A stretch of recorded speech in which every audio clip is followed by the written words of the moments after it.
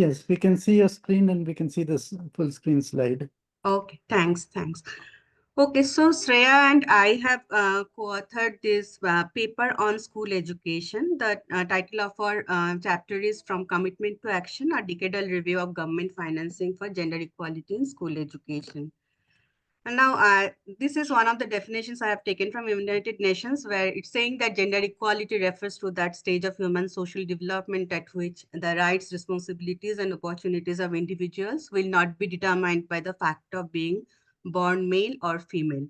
And towards this, in the stage of human social development, to achieve that, education plays a very critical role. So now, based on this principle of equity, if we actually try to see gender equality in education, so this is basically both boys and girls can then access their rights and opportunities without any hindrances. So on that premise, if we look from that angle, then there is a role of society, role of community, role of states. Everyone plays a very important, they all are stakeholders in this process. But in this study, we are actually focusing on government. So about the chapter, it's in this chapter we have tried to review the policy approaches the government of India has taken for the last 10 years towards the goal of achieving the universal access to quality school education, that is from class 1 to class 12, and our focus in this paper more towards a secondary education. And in this whole policy paradigm, how the gender equality, the objective of gender equality being integrated in the policies and programs, that particular questions we have tried to answer or try to see in this chapter. And there is also a special focus on national education policy, because after almost 30 years of the last education policy, we had this we got this national education policy 2020.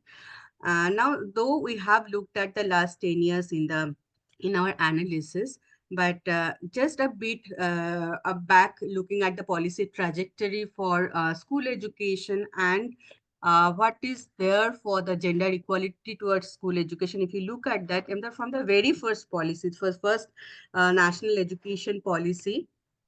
Yeah, first national education policy in 1968. It has a dedicated section on equalization of educational opportunity, and there is a discussion about the emphasis on girls education. When it comes to the second national policy on education in the 1986, there is commitment to make education as an agent of basic change in the so that it could make basic changes in the status of women in India. Then 2005, we had national curriculum framework, where there is emphasis on retention of girls, investment on girls. Then they have tried to integrate inputs from women's studies, so that critical approach towards gender equality and education was there is a focus on that. In 2019, we have Right to Education Act, which is talking about free and compulsory education for both boys and girls of age group 6 to 14 years age group. And then there's National Education Policy in 2020, which is talking about universalization of school education for both boys and girls. And it has also talked about that girls are more disadvantaged. Yes, it acknowledges the role of public financing or government investment towards school education. And all these policies, to implement those policies or to realize those policies, there are a number of programs or schemes we have government has implemented time to time, starting from Sarva Shiksha Abhiyan in 2001 to Kasturba Gandhi Vidyalaya. Now it's also a component of Samagra Shiksha Abhiyan, which is a merger of Sarva Shiksha, Samagra Shiksha, Rashtra Madhyamik Shiksha Abhiyan, and teacher education. So time to time we have, there are a number of schemes and programs towards achieving those goals. But now let's look at,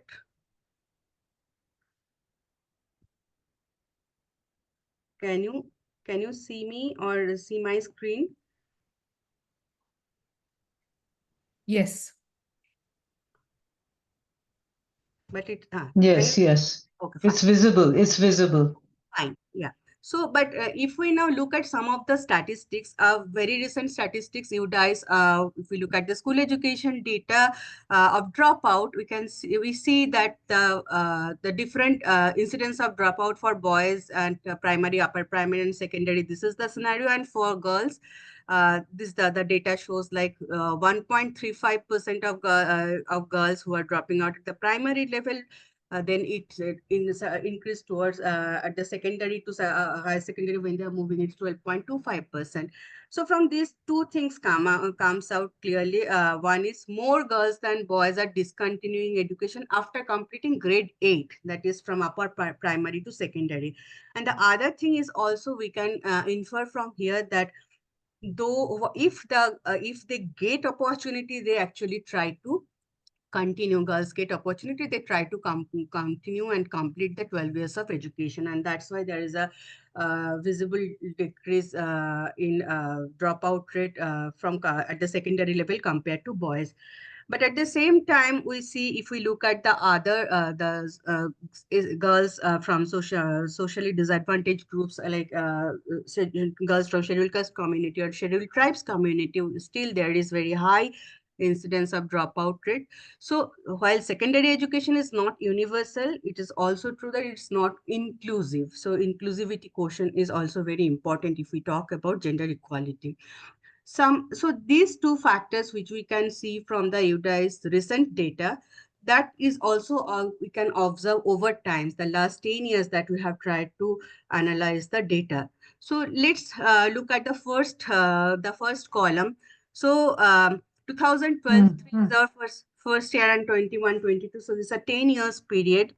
So we can see that around 1.49 crore boys are actually when entering class 1. So they will reach class 10 preferably. I mean, we have assumed that there is not much change in terms of retention rate or dropping out, but around 97 lakh is actually reaching class 10. That means 66% retention. And the picture is also not that bad for girls. 1.37 crores are when they are getting enrolled in class 1 in 13 they reached 89 lakh in the when they reached secondary education. But what is important is that if we look at the last graph, the gender gap is very much visible at the level when they're changing, going from class 8 to class 9. So class 8, when the gender gap was 6.24 lakh, it has suddenly increased to 8.15 lakh. That's around 31% increase in gender gap. And also we have seen that girls are more dependent on public services of education. So again, 2 years comparison, decadal comparison, and you can see whether it's primary, upper primary, secondary, higher secondary, in every cases, that more girls are going to the government or government aided school compared to boys. Yeah, but the only thing is the gender gap is improving, that we can see. For example, let's take the 2012-13 higher secondary, while 63% girls were in government schools. This is now in 2012, 21-22, 60%, 65% girls. And so that way the gender gap has a bit shrink, but it is still visible that more girls are going towards depending on public provisioning. So it clearly shows that government has a very important role to play if there is a question of, improving the secondary education for girls and reducing the gender gap, especially at the secondary level. So this situation analysis actually raise a number of questions, like what needs to be done to retain the girls in the education system. Would it be possible to achieve the universal education by 2030 as NEP's recommendation is? We see now many factors actually responsible or could contribute towards this objective, and financing or resource is a very important, a critical factor which plays a very important role. And when we talk about education, we cannot talk in silos because there are sectoral linkages. So just improving education won't help, because there is health, there is wash, there is nutrition, So many, there are a number of literature presents which talks about how education is contributing, especially girls' education is contributing towards all these directions towards society. But the fact is the education financing scenario is not very easy since education is in concurrent list. So both union and state has a role to play, important role to play in terms of resource sharing. But for the last 10 years, actually only 1% of GDP, both center and states together spending on secondary education, and which is stagnant. In fact, in recent years, it's decreasing. And even within the center and state, if we look at the distribution of resources, only 10% contribution is coming from union government and 90% from state. So this is the figure which is only focusing on the union government. So we can clearly see a declining trend of resource envelope for school education at the union level, whether if we try to see it as percentage of union budget or a percentage of GDP. So in both the cases, the expenditure is spending on education is decreasing. Now, the challenge is we can't, in the absence of disaggregated data, we can't actually say that how much of the Ministry of Education is actually spending on school education.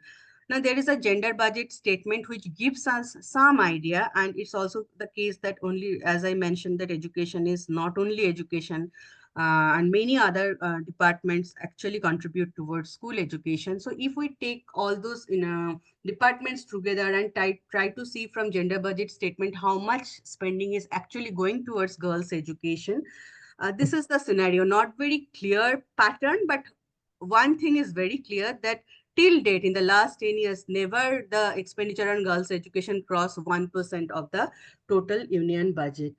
Now, when we see at the national education policy, we have seen there is quite emphasis on gender, but at the same time, just allocating more funds towards gender won't be able to, or towards girls, we won't be able to achieve the target, the gender equal, achieve the zero gender gap, because it's not homogeneous group. But in national education policy, we have seen that the socio-economically deprived groups is a one common group, and under which girls have been acknowledged that they would contribute the largest share of the ACDG group. But then for the equality, the NEP is talking about gender equality fund.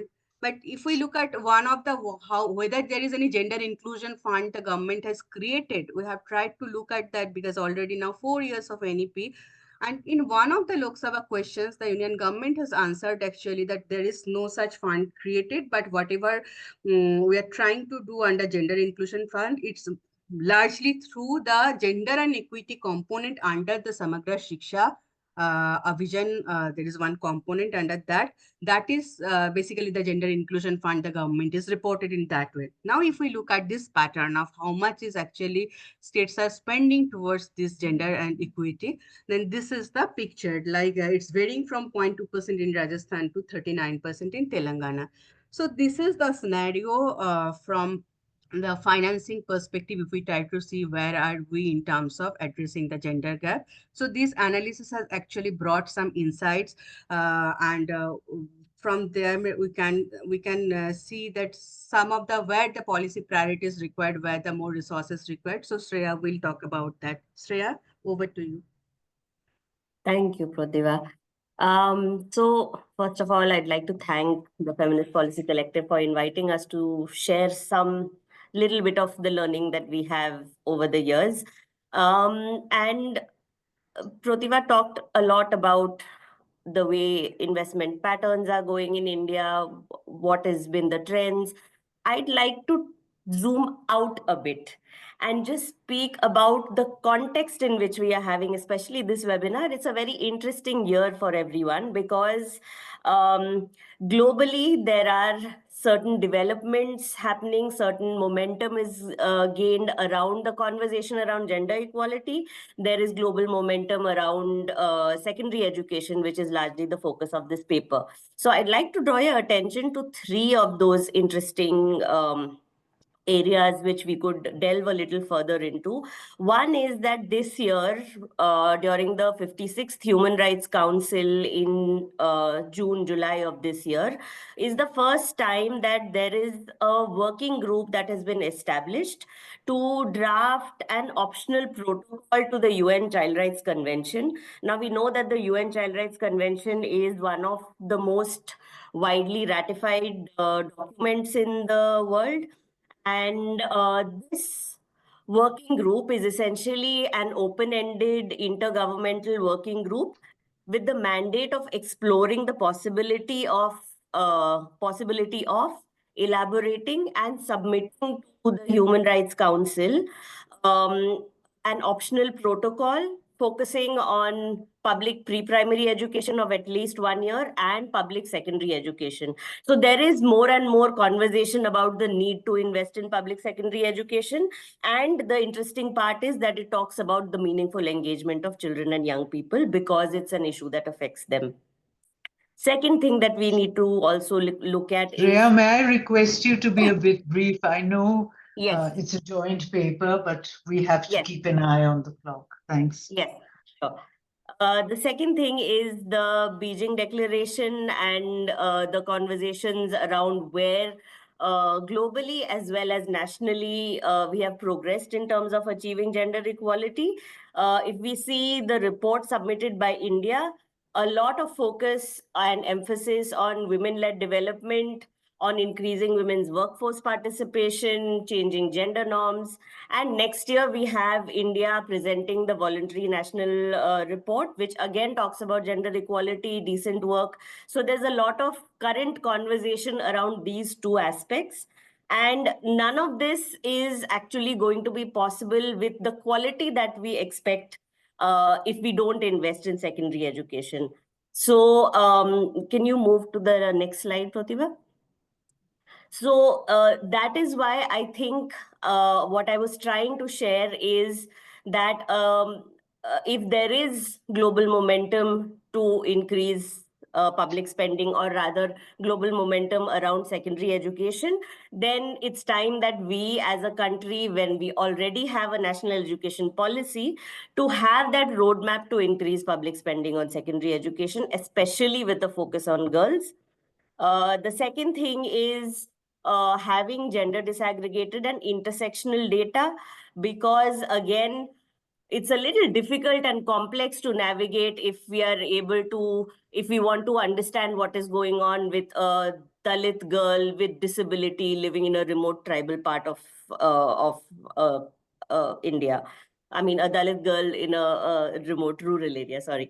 And so more intersectional data and gender transformative approaches to public policy, to planning, to enable girls to complete education and transition to decent work, which is also something that is a focus nationally also for the country. But again, that cannot be done in isolation.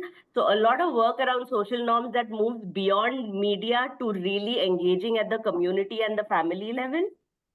Investment on addressing gender-based violence, not only in terms of response, but also prevention, and also revisiting some of the curriculum and the pedagogy to dismantle the existing gender roles and stereotypes. Because at the end, it is really about changing power structures to attain gender equality. So I think I will close with that, given the time sensitivity, and I'll hand back to Sarojini. Thank you. Thank you, Shreya. Thank you. I know doing a joint presentation is always a bit challenging in a way. I will move on straight and request Dr. Gonsalves to make his presentation. And as I said, we are going to just run through the presentation so that we can then have the discussant and the questions.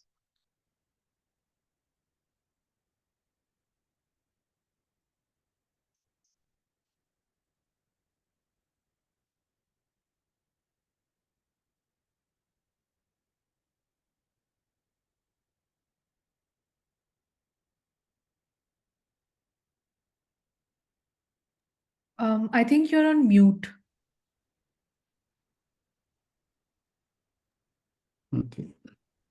So, again, thank you, Sarojini. This paper on this session on women in higher and technical education is jointly with my co-authors, Deepthi Gupta, Lishma Anand, Priscilla Gonsalves, and Devika Sethi. So what we'll do first is look at the, if you look at before independence, women were hardly educated. There were a few religious organizations which educated women, and mainly to make them better mothers and wives, to help them to raise children. After independence, the state got into education, and the policy was that women were now seen as partners in nation building. At the time of independence in 1950, as you can see, the status of education of women was rather poor. In 1950, we had 20 female engineering students in a country of 36 crores and 290 law students. Today, there have been very large strides and improvement in women's higher education. And we have today 10 lakh female engineering students and 1.4 lakh female law students. Tremendous progress. In the past 75 years, there have also been a large number of women achievers who've achieved the pinnacles of excellence. In 1966, the first and only woman prime minister. In 1984, an Indian woman scaled Mount Everest. In 2015, the world #1 in badminton, and many others. But if you look at the bulk of the women, what are they doing? What is their situation? And here we look at the female labor force participation, which is tracked by the International Labour Organization. So from 1960 to about 1990, India was doing quite well. We had between 30 to 40% was the female labor force participation. And in fact, we were among the leaders in South Asia. Over the last 20 years, however, there's been a decline in the number of percentage of Indian women working. And surprisingly, at the same time, other South Asian countries have had an increase in this number, so that now we are close to the bottom of we are close to the bottom of the rank of the table in South Asia and even worldwide. So what it appears is that a few women have become superstars, but the bulk don't seem to have good opportunities for careers and doing well. So, so let's see what the role of higher education is and what it could be. Looking over the past 10 years, we see that females in higher education are now 49%, which is pretty good. And when you look at state-wise, all states are doing very well. All states are close to this 50% gender ratio. So the question is, why is it that with such good education, women are still not able to participate to a large extent in the labor force? And what can education do to improve that? So let's see what women are doing in higher education. This graph shows that in 2020-21, education is the most popular in terms of the largest number of largest fraction of women. 63% of students in B.Ed are female and 37% are male. This is perhaps an indication that education is considered to be a good feminine occupation, and teaching in a school also has fixed hours, leaving free time in the evenings and weekends for the woman to look after the family and the house. At the other end of the spectrum, we see that engineering and technology, there are barely 29% women, 71% are men. In fact, we see that other branches like management, IT, sort of the professional branches are dominated by men. Medical is an interesting place where women seem to be doing quite well. However, the high percentage of female students there is partly due to nursing. Nursing is dominated by women, and a large number of women go in there. If you take the so-called higher branches in medical, those are a bit more male dominated. Now, when looking at the bulk of college students are, of course, undergraduate students, and here male and female is almost equal overall in the country. After undergraduate, it seems that men, there's a good tendency that they leave, end their studies and take up a job. Women, on the other hand, are more likely to go on for a PG, and perhaps this might be that family feels that they should continue studying until they get married and then settle down before they do any think about a career. You see that diplomas, which are very much career oriented, it's almost 2-to-1 male female, very much male dominated. Now, so what we looked at is overall higher education. Let's take a look at the elite institutions, the IITs, IIMs, which, although they have less than 1% of the total student population of the country, they are important because many of the students, most students from these institutions go on to become leaders of the country in business and academia, even in government, politics, and other fields. Over here, we see that the female ratio is only 26% compared to 49% overall. So that is not a good sign as far as women in the workplace are concerned. In the IITs, the BTech is, of course, the flagship program, which has earned has become a global brand. And for many decades, the BTech was largely a male preserved. For instance, in 2016, there were only 8% females who joined, 850. Interestingly, in 2015, there were 2,100 girls whose rank in the entrance exam was above the cutoff. So they could actually have got an IIT seat, but they did not take it for various reasons. So in the IITs, we looked at, can we attract these the remaining girls above the cutoff to join IITs so that we have 20% females in BTech instead of 8%.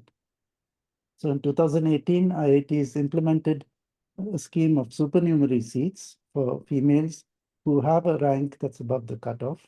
And the goal was to have 20% females in every branch in every IIT by 2020. And I'm glad to say that we achieved this. Now, looking at the numbers, if the IITs had not implemented this scheme and we had just 8% admitted between 2018 to 2024, there would have been 9,700 girls joining BTech. In actual fact, with the supernumerary scheme, 21,900 girls have joined in the 7-year period. So that means that 12,200 girls have got an opportunity to earn an IIT degree, an IIT BTech degree. Now, one question with any affirmative action scheme is, does it dilute quality? Does it reduce the academic levels and so on? So recently, Swati Sharma and Nandana Sengupta at IIT Delhi have studied the academic performance of the batch of who joined IIT Delhi in 2018 under the supernumerary scheme, and they looked at their performance over the 4 years of BTech. They found that in the first year, boys did a bit better than girls in terms of CGPA. However, by the end of 4 years, the girls had actually overtaken the boys. So it seems that in college, the girls start out a bit slower, but by hard work and ability and so on, they do better, and not just CGPA, but a number of other academic metrics also. Now, what I've talked about so far is looking at the big picture statistics covering the whole country, states, and so on. So let's, we also wanted to understand what women themselves think about, what individuals think. So we conducted a survey of female students, female faculty, and female graduates from college graduates. Some were working, some were not, or were working part-time or intermittently.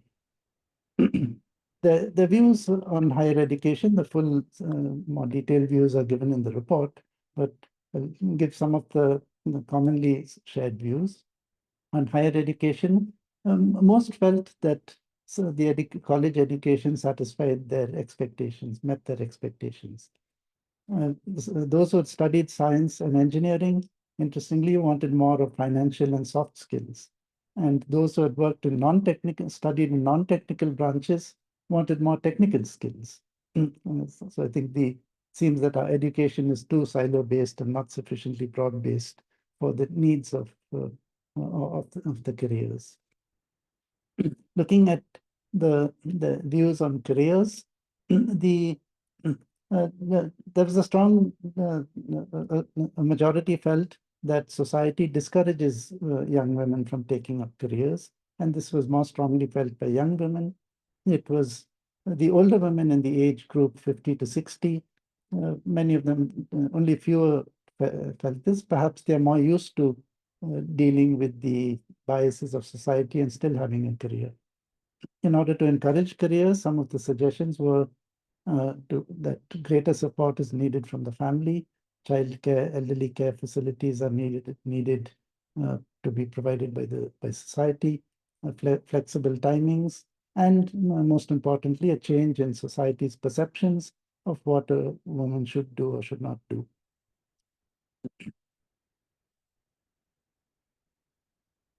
So to summarize, from our study of statistics and so on, and also the survey, we see that women's education, women's participation in higher education has made tremendous, there's been tremendous improvement since 1947.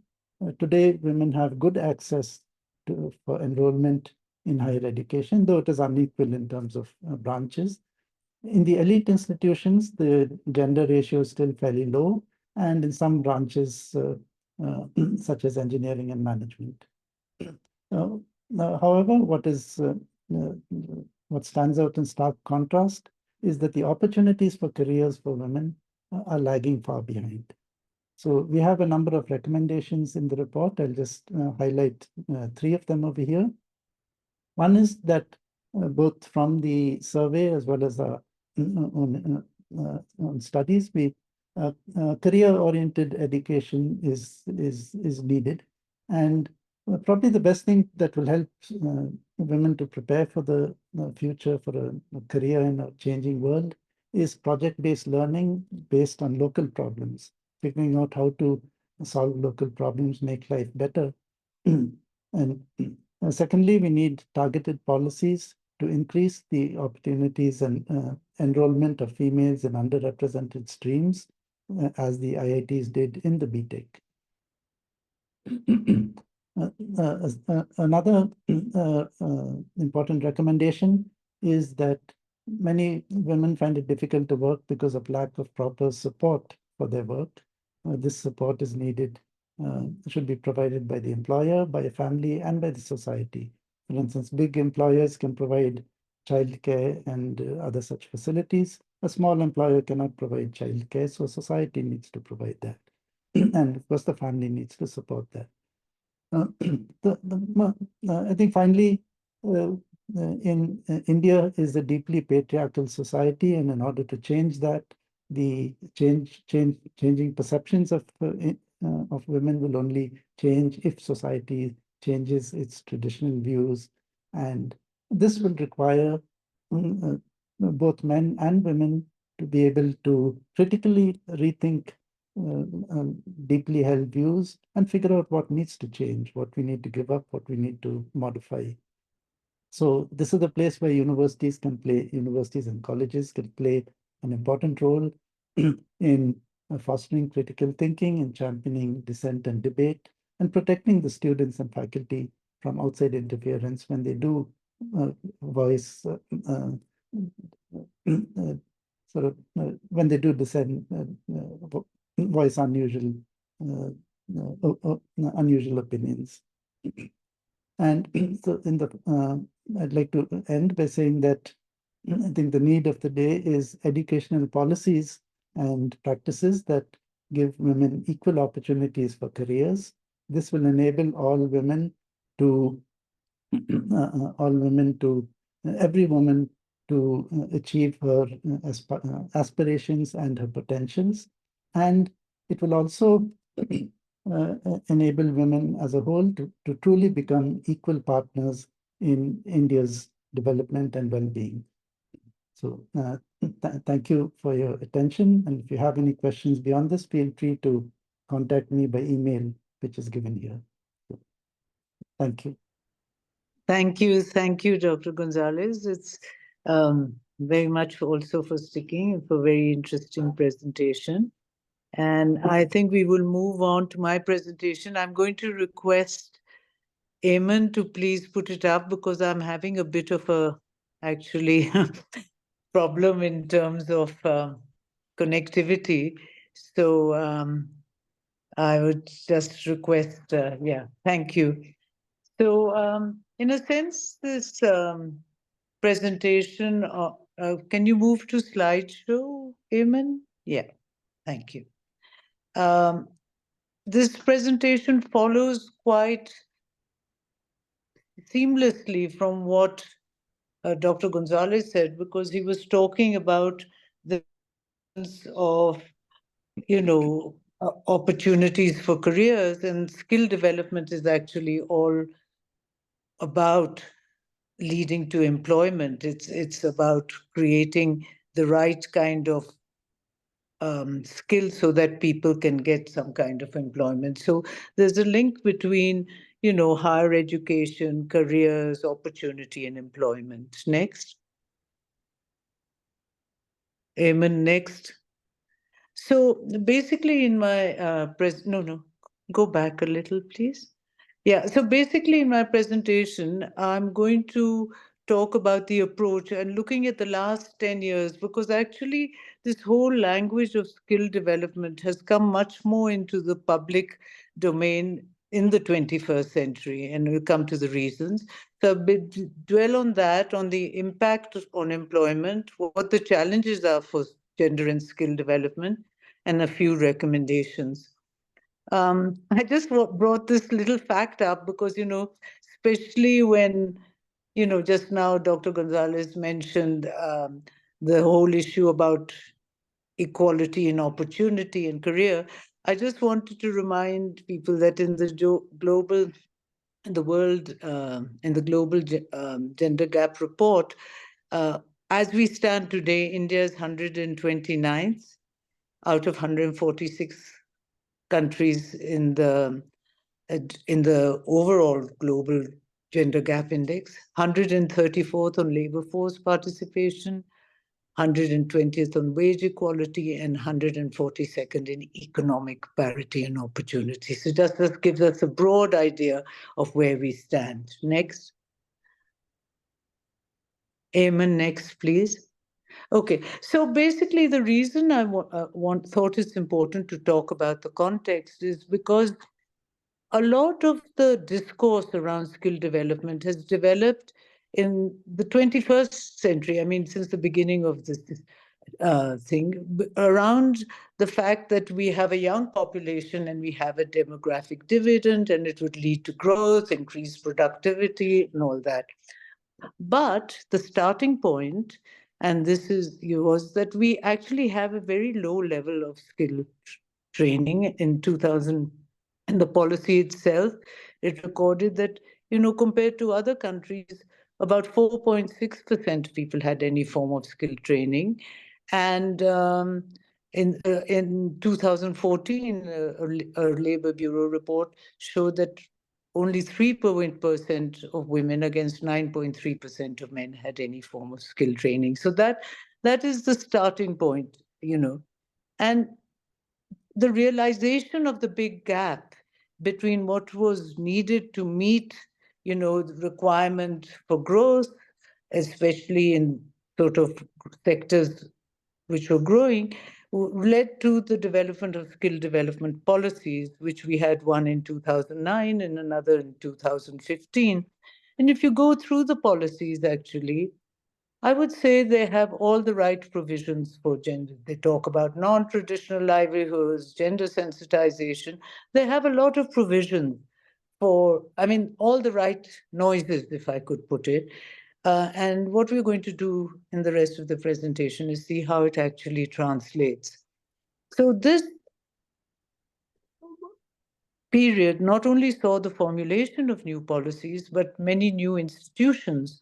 I mean, the Ministry of Skill Development and Entrepreneurship was formed in 2015. The National Skill Development Corporation came up in 2008 or 9. And also launch of flagship programs like the Pradhan Mantri Kaushal Vikas Yojana. There's a whole plethora of programs, but this was one of the most, let's say, a lot of emphasis was on that. And skill development took on sort of like a new definition in the sense that it was much more about, certification by third party and also linked to placements. So that was the new context. But as has been pointed out in the previous presentation, at the same time, although there's been a recent reversal, there's a continuous decline in the labor force participation rate.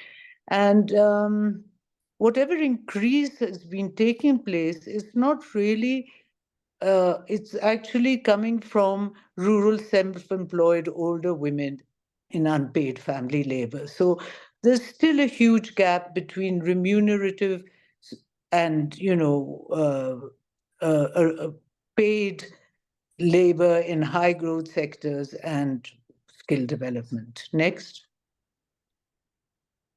So I just thought I'd just talk a little bit. This is the big broad context of the, but how exactly is skill development taking place?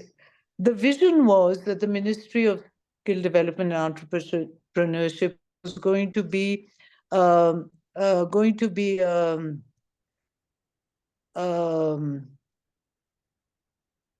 of nodal agency, which would ensure that all the skill development of all the ministries was being monitored, controlled, coordinated by this ministry.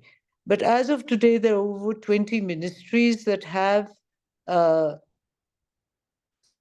development programs, and that coordination really hasn't taken place. So there's a lot of overlap. Originally, most of vocational education took place through industrial training institutions.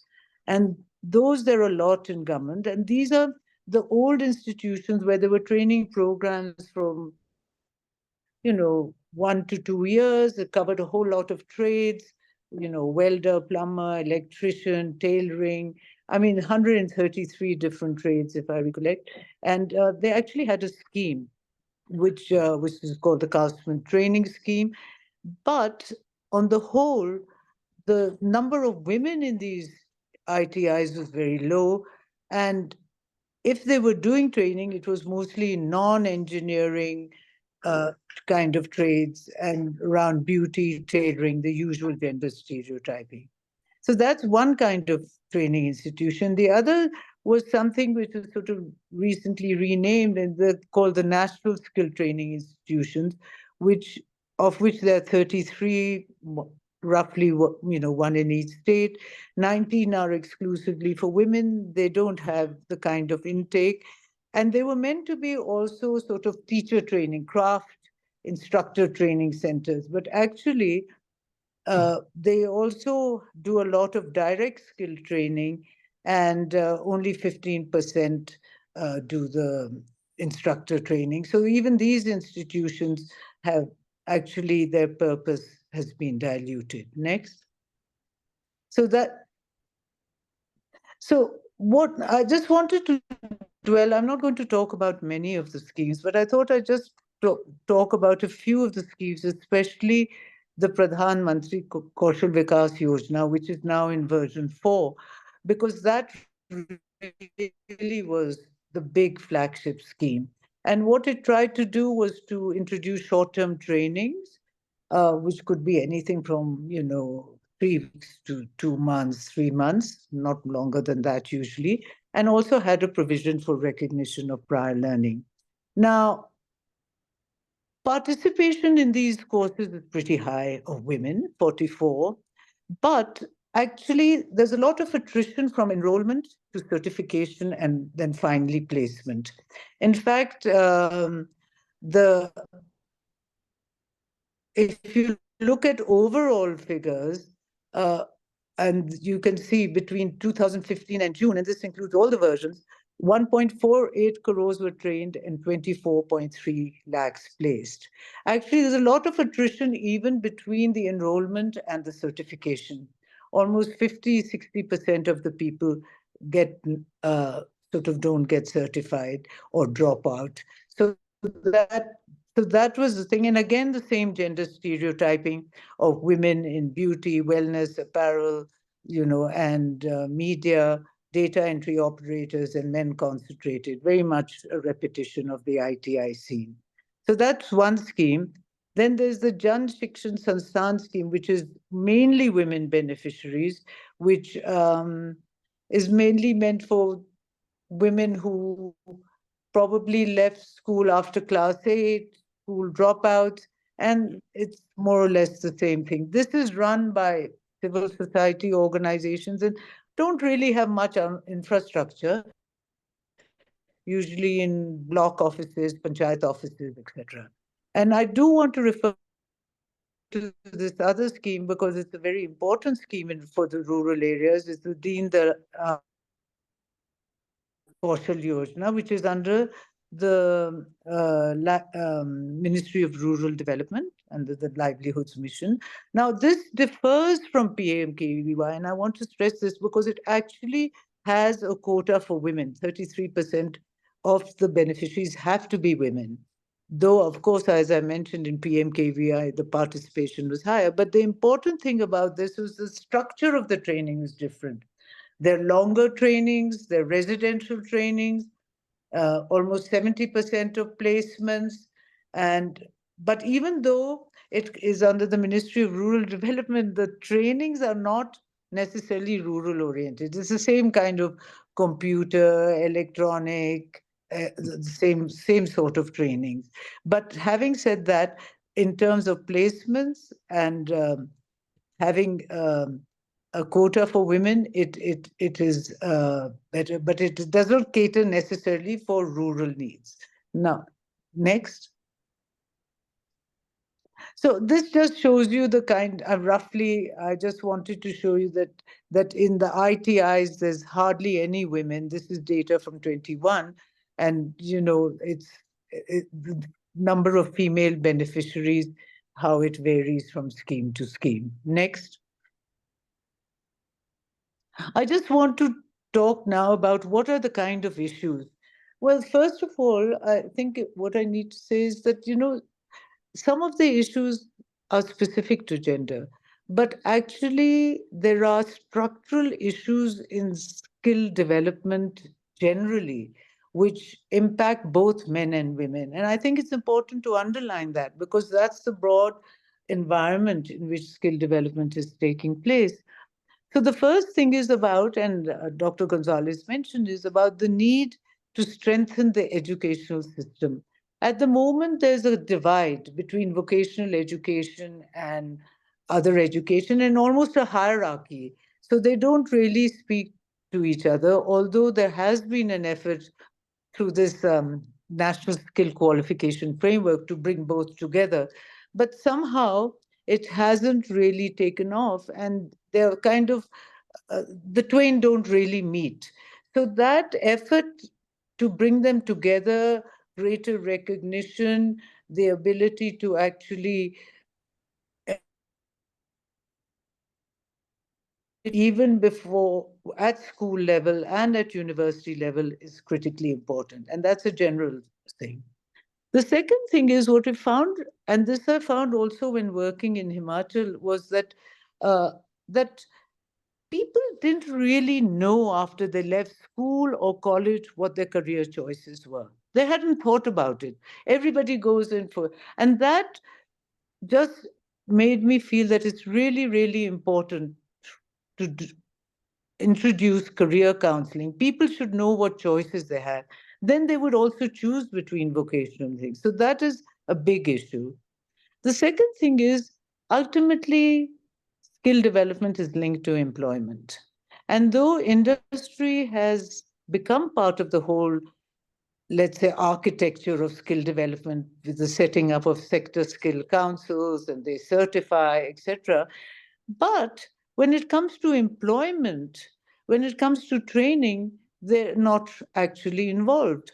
And there is nothing which compels them to take trained people in when they're employing people.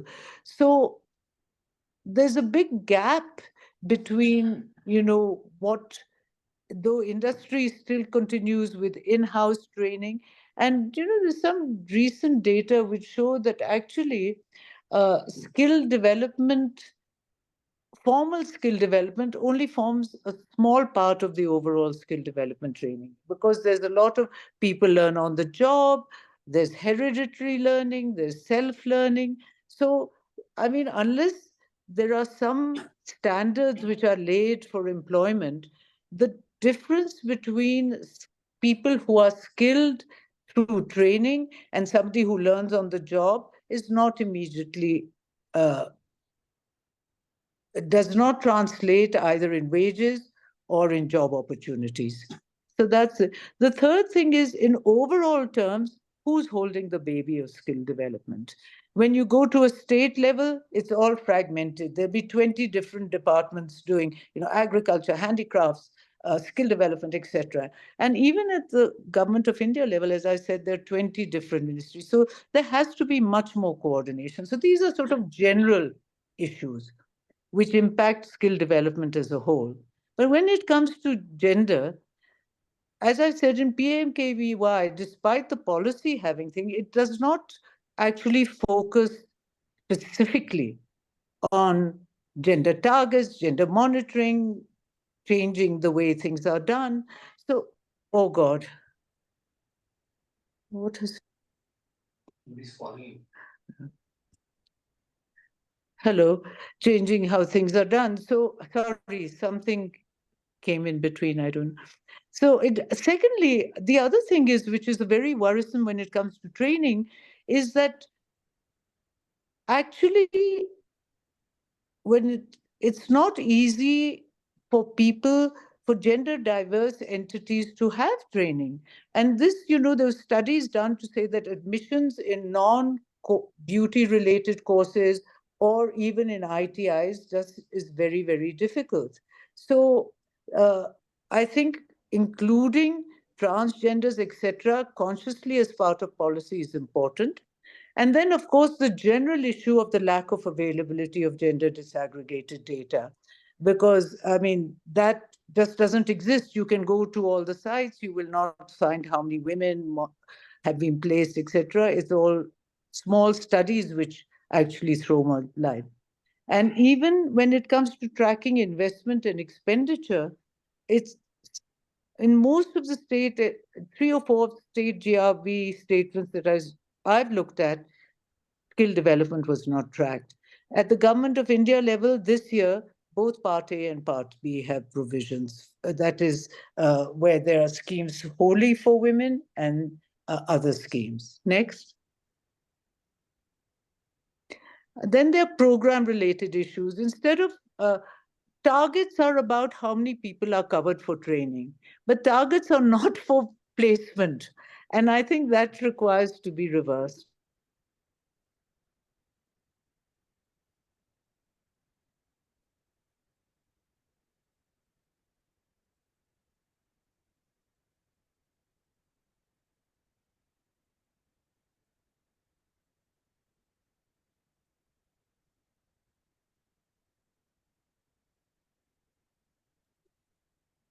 Hello, Sarojini.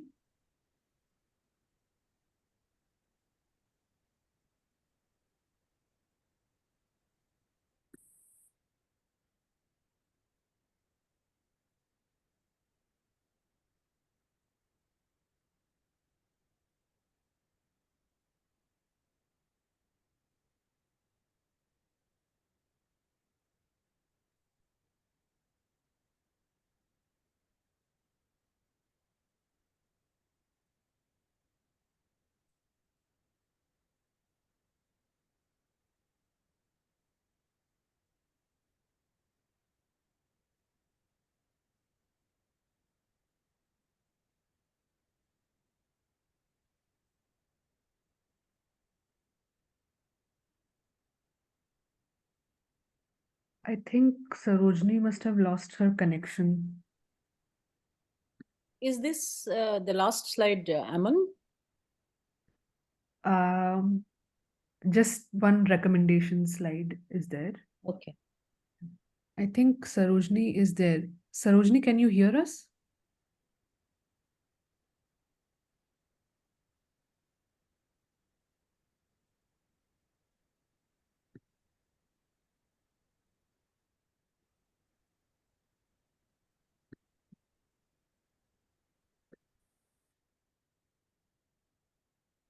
Aman, put the last slide there. I think at least, people will start reading when Sarojini comes back. Sure. Yes.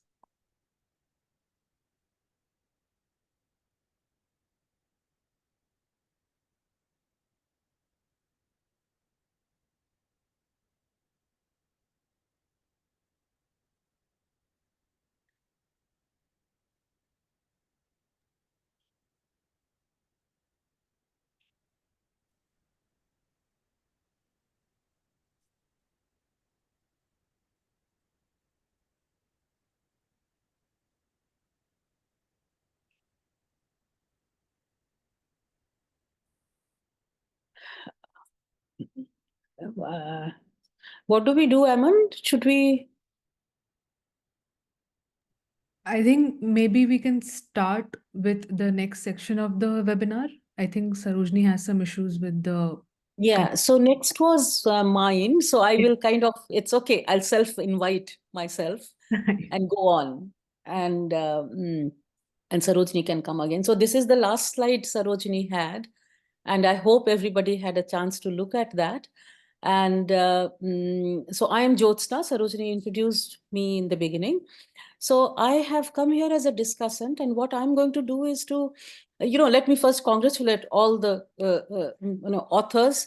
And I know that this kind of work is a result of, it's both labor and love. Without love, you cannot do this kind of labor. And so congratulations. And I have read all three chapters. And not only to these three, my congratulations goes to all contributors to this volume. And also to Ritu, who seems to have coordinated the whole thing. And and then I'm not going to talk, paper by paper. I'll focus more on issues that have emerged rather than on individual papers or chapters. The idea being, what now? Where next? So with that, I would say, the things that struck when I was reading these chapters was that how many things have basically continued to be the true year after year, study after study. So in that sense, what these three chapters do, that they reinforce a lot of things that we have known. Some of those are that gender parity exists and exists quite strongly if we unpack, in the sense that if we go beyond the overall target. So for instance, if we are talking of school education, then if we say which are the girls who are dropping out higher, then it comes to that okay, these are Adivasi girls who have much higher dropout rates in higher education. Then there are certain disciplines where we have underrepresentation. When it comes to skills, it's far more actually marked when it comes to skills, both overall as well as the when it comes to the particular branches. And as we know, what is considered feminine is what goes there. And how even education becomes rather than transforming, it becomes also at times a means to reinforce social norms, especially in urban areas. Girls continuing to study till they get married. It doesn't matter what it means, what kind of education, what it leads to. So those are the kind of things that have emerged, and those are reinforcing what is known.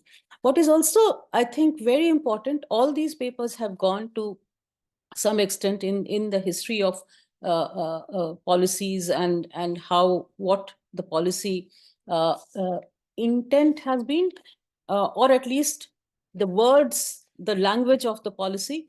And there I would say, what's very clear is this, that policies have recognized the issue. It's even if you look at the whole issue of stereotypical, or courses, the choices of courses being stereotypical, or the issue of social norms, the issue of the problems that hinder girls or women's participation.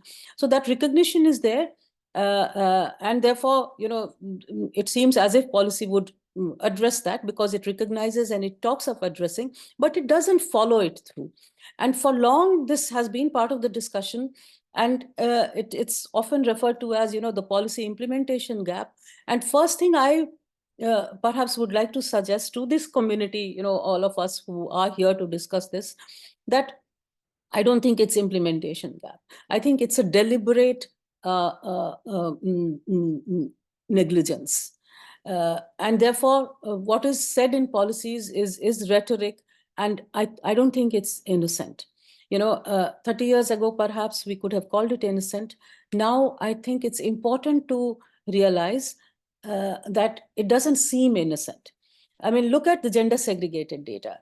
In this age and date, and all chapters highlighted that, but especially the skilling one, it's unbelievable that even for our flagship schemes, we do not have gender segregated data.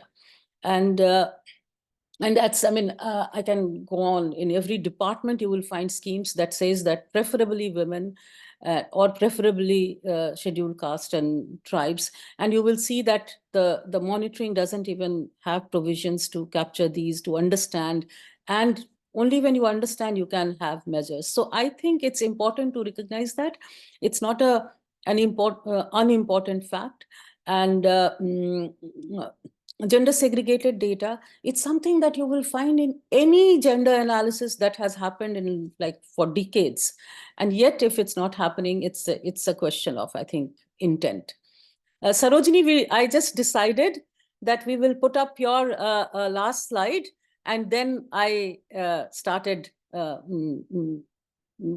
my interventions, just so that we could, continue going. Hope that's fine. So now, what does this tell us in terms of understanding? If these things are there, and if there is a deliberate kind of negligence in terms of addressing the inequality, I think one thing as researchers and people who are concerned about equality issues, one thing that these 3 chapters told me is the importance of unpacking, importance of exploring things a little differently as compared to what we have been doing, importance of case studies. And so what Professor Gonsalves has done, that case study of IIT, that how things improved in terms of participation, and even looking at this data that though the participation, though the in girls were underrepresented in IIT admissions, they had qualified, they had the cutoff marks, and then taking measures to bring them, and that too successfully. Now that's an important knowledge to have, that what changes and what the barriers are. Similarly, I actually, the paper refers to Himachal Pradesh program, Sarojini's paper, in context of skills. And there, apparently, it seems that the presence of a gender action plan, a rubric, ensured a lot of things that often we talk about implementation, and therefore they had a mechanism to ensure that, and that helped. And I really that kind of case study again will give us knowledge. And if I look at the whole thing, there are pointers towards a number of things that emerge from these references to something that is a subtext in these papers. And those subtexts, I think, are very, very critical. And I'll tell you what the subtexts are. And those subtexts emerge only when you focus on things that are not necessarily girls or women oriented, and you go to go deeper into something. And therefore, I think in terms of method, it's important that we dovetail our macro analysis with smaller case studies, deeper in-depth studies, and then take that knowledge for macro analysis as well. And I'll give you examples of that. So what are the so I'll talk about the issues that emerge. A lot of issues that emerge having importance for girls and women's participation in education at all levels and in all sectors not necessarily relate to schemes that are especially meant for girls or measures that are especially meant for girls. So there are larger issues that impact girls' participation. For instance, as we know very well and reinforced by Protiva's and Shreya's paper, is that public spending, public education is critical if we are talking of women's or girls' participation. See, the thing is that we talk of social norms. Now, if we have to counter social norms, we also have to have measures that help you fight. If we know that families are not going to prioritize women's education, girls' education, then public spending, public presence of public institutions becomes very critical.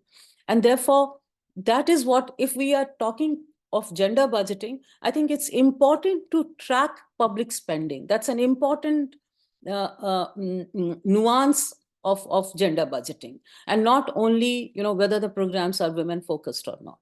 So we have to change our markers, I feel. Similarly, now look at the admission issue. In the paper, in the presentation, Professor Gonsalves didn't talk about it, but the paper has that how when the in NEET admissions they took away the role of marks obtained at class 12th level, I believe, and that immediately had an impact on girls' admission in NITs. Now the thing is that the moment you made it much more JEE marks focused, the girls' participation went low. That is to do with the fact that girls tend to perform better in terms of marks, and that's kind of universal globally at secondary levels, at all levels actually. Once it reaches a particular level, the participation, the performance, there is a gender gap against boys. And so that gives them some advantage in terms of entry to higher institutions, especially technical institutions. Now, that change affected their participation. Now, so that is not that will not be seen as something, anti-gender when the measure came, but it proved out to be anti-gender. And therefore, it's important, if we are looking at, gender review of policies, we include these kinds of things. Similarly, if you talk about skills, now, if we are talking of breaking the hierarchy of skills and breaking the barriers between so-called academics and skills, it has to start at school level, as Sarojini pointed out in her presentation. Now, how do we do that? How do you do that unless there is a deliberate effect of completely restructuring the curriculum? Add-ons don't matter. And that, again, does not have an overt gender lens, but it does affect gender equality. And therefore, that's again a broader thing. But if we know from our work, and there are actually pointers across various research studies that tell you that, then again, it's important that we monitor that if we are monitoring gender equality. Various other things. If you look at the IIT case study, the fact that mentoring mentoring emerges not only in that case study, but in terms of various other case studies. You see that mentoring is emerging as a very, very critical point that helps women overcome that barrier, which helps them continue, helps them make choices which are non-conventional, help them in terms of labor force participation. So if mentoring is so critical, then I think, if again coming to gender budgeting, I think it's important that we look at whether investments are being made in mentoring or not, or transport, or anything else that emerges from that.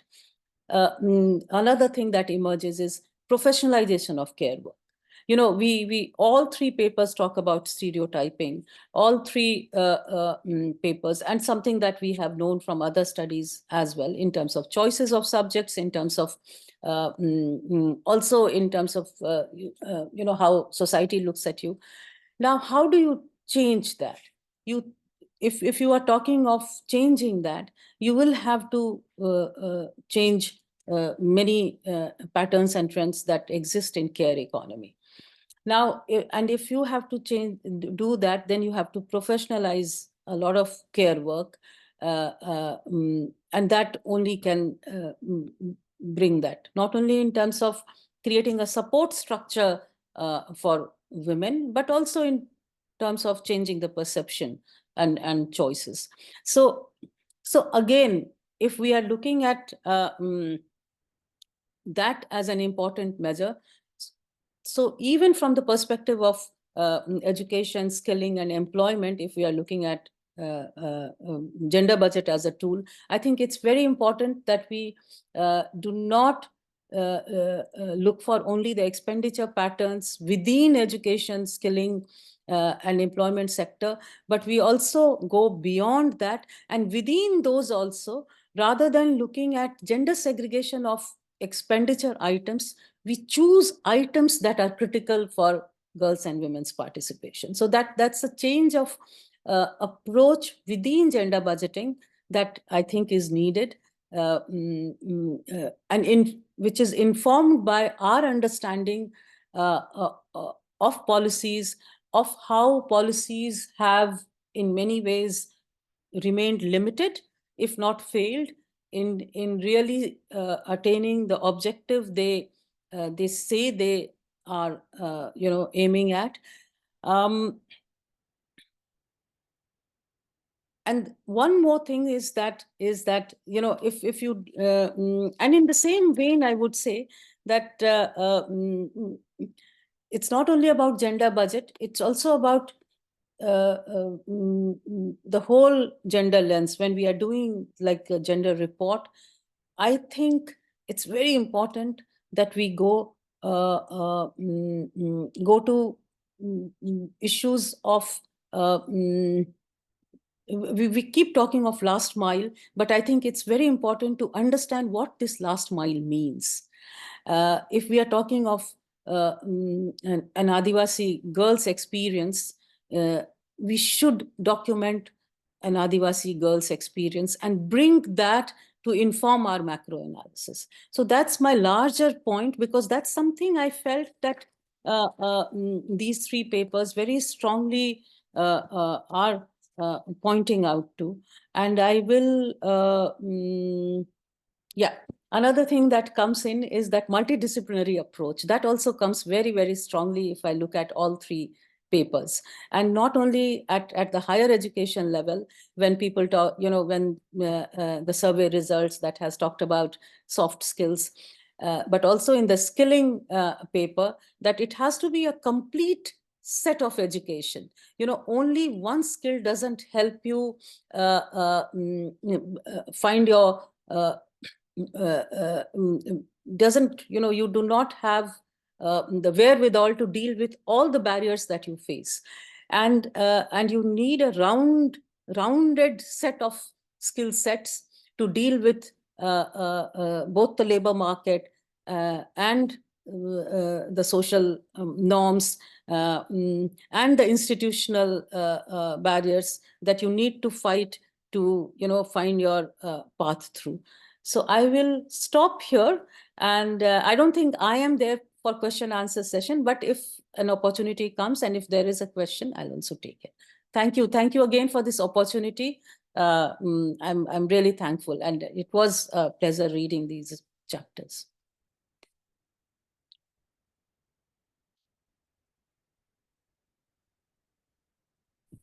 Thank you. I'm back like a bad penny. I mean, in the sense that I've missed quite a bit. I'm really sorry. Stuck in Manali, sometimes you lose it. If he can, because I've lost a lot of the chat questions in between. So I would request Timothy if he can thing, because the questions have disappeared, you know, from the chat thing.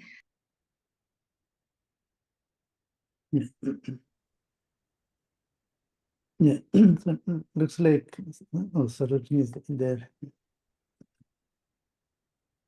Yeah, so also thank you again, Dr. Jyotsna, and we really appreciate your getting up at 4 o'clock in the morning in Vancouver to be with us. And it was interesting good to hear your views.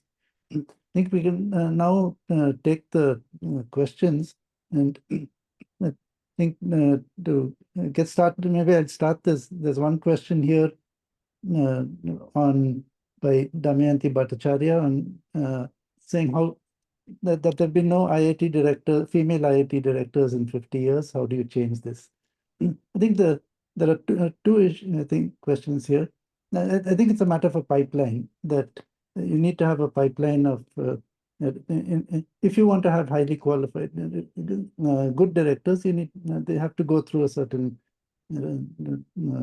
training and experiences and so on to become good. And one can help to speed up the pipeline a bit by having things like better childcare arrangements and so on. But I think having quotas at that level won't really help. Now, if you look at other educational institutions, particularly say colleges in South India. So if you look at colleges in South India, where there have been women faculty for decades, you find that many of the heads of HODs, many of the deans, a number of principals are women. So the pipeline is there, and it has worked. So I think that's for IITs and institutions like that. I think there's no easy answer. There is, of course, a strong a lot that women have to fight against. I think the next question, maybe Protiva, do you want to take one of the questions? Timothy, I have answered all the questions in the chat box. That was so. Okay. Okay. Yeah. Yeah. There was one other question from me from a college teacher in Mysore who wants project-based learning for girl students in the humanities, and we do have a program called LEAP with project-based learning for college students, and some of that we work mainly with engineering students, but some of it is useful for humanities students also.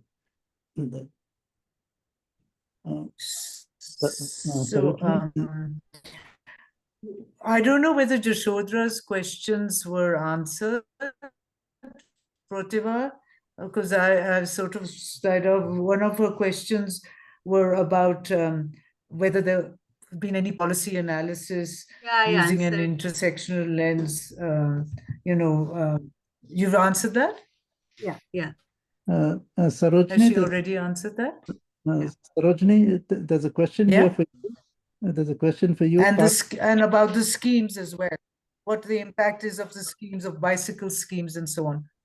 Yeah, Sarojini, so I answered her probably directly that couldn't remember, but yeah, I responded to her question. All the questions that was for Shreya and me, I have answered. Including the one on the Nippon mission, which I remember.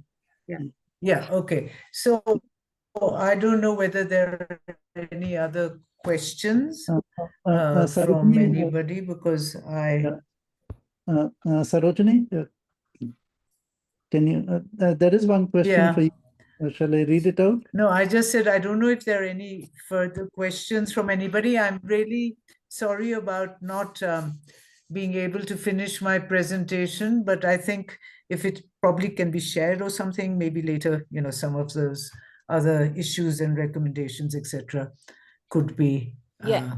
thing. Sarojini, there is one question for you. Oh, I haven't seen that. Okay. Yeah, I can read it out if you want. Yes, please. Yeah. So part of low placement is due to low wages, as you pointed out. So people decide to go back to their farms rather than accept low wage employment at distant places. So how is this problem of low wages to be addressed? And women do not opt for non-traditional jobs despite support. So again, how is this to be addressed? See, I think there are two issues, and I don't know whether we are going about it. First of all, you think women do not opt. This goes back to the whole issue of, having choices. Quite often, and I actually did quite a lot, a survey, of course, in Himachal, and I spoke to a lot of the women about why they chose particular forms of skill training. And the reason was that's what was offered nearest, that was convenient, it was easy to get to. Number three, also they don't know about the choices that there are. Interestingly enough, I'll just give you an example. In Himachal, when it was known that the electricity board would start recruiting women as linemen, suddenly the number of women who were doing electricians courses or whatever courses in ITIs went up. So it's a question of also knowing, if you can see that there's light at the end of the tunnel, that there's a possibility for a job, I think women would go.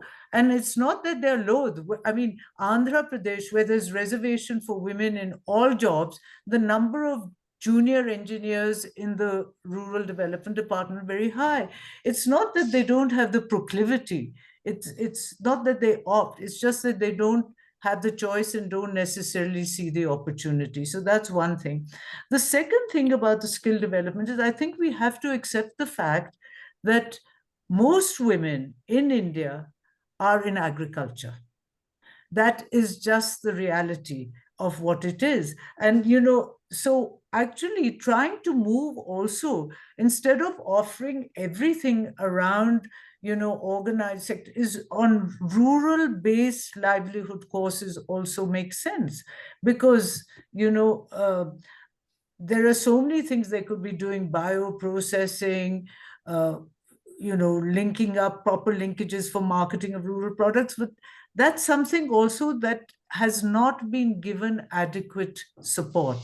So I think there are ways of looking at it, but low wages is linked a lot with the whole hierarchy of how work is thing and the kind of jobs that women are trained for and get. I mean, that's why they need to be encouraged to go into sectors having sort of more sort of access to, say, digital skills, online kind of work, working from home. I think all these things can make a difference. So they need to be an intrinsic part of training.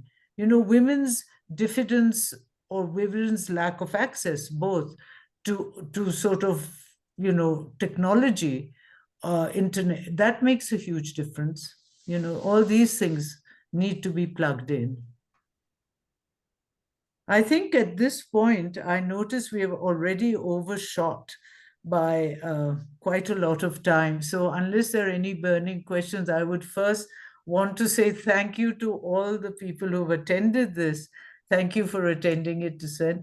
Thank you, special thank you to Jyotsna, who's still at probably 5 or 5:30 in the morning. And I don't know how you could think so many things at that hour, but thank you so much for joining us and all the panelists. And also to somebody who's quite invisible actually. Eamon, can you please show your face? Because you've actually had a huge role in coordinating this whole webinar. I just say thank you to everybody. And I do want to just, signal to you that the report is available. You can download it. If there are any questions, I think you can contact, Protiva, Shreya, Dr. Gonsalves, me and Jyotsna. And I just thank everyone once again. Thank you very much. Thank you. Thank you. Thank you. Thank you. Okay.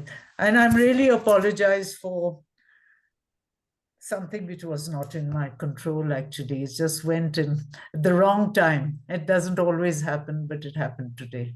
So I'd also like to mention that Dr. Devika Sethi, who's one of the co-authors of my chapters, has been sitting there. with her. Nice to see you, Devika. I knew you were an author, but I've never actually seen you before, so that's wonderful.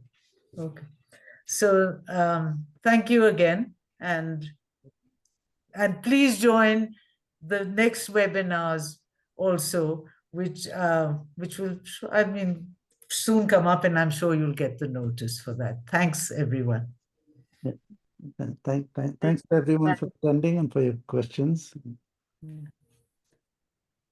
Okay, bye. So